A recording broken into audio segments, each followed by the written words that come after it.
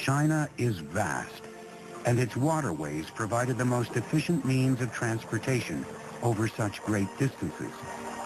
Two major rivers traverse the country east to west, the Yangtze in the south and the Yellow River in the north, but they are 1,000 miles apart. China was a house divided. Yang Di decided to do something about that. He aimed to link northern and southern China by a gigantic central artery, a Grand Canal, a kind of hydraulic highway for merchants, soldiers, and citizens. Very common to China in terms of constructing any large infrastructure project.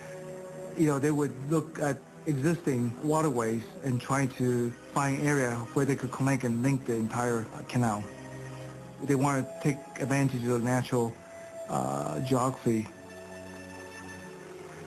This gigantic construction project would take more than 1 million man-days of work, most of it digging.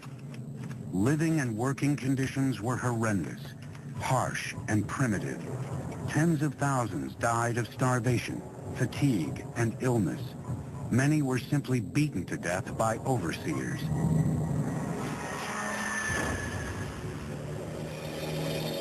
More than 24 locks were needed to create a massive network of channels. But every time you encounter a natural body of water, you need a lock to make a barrier between the canal and the lake or the river. When you go up any significant grade, you have to have locks to raise the water and the boats with it to get over any rise in the terrain.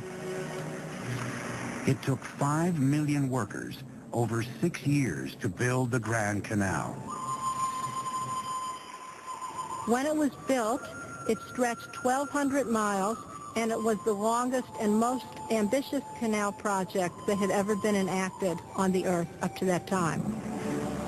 By connecting the Yellow River with the Yangtze, the Grand Canal could now transport goods up to 45 miles a day.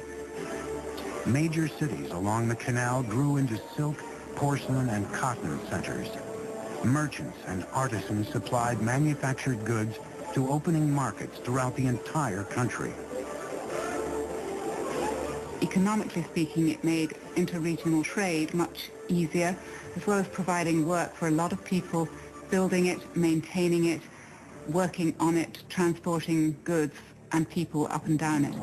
Like the Nile in Egypt, it integrated the North and the South, strengthening the foundations of a unified empire. Well, the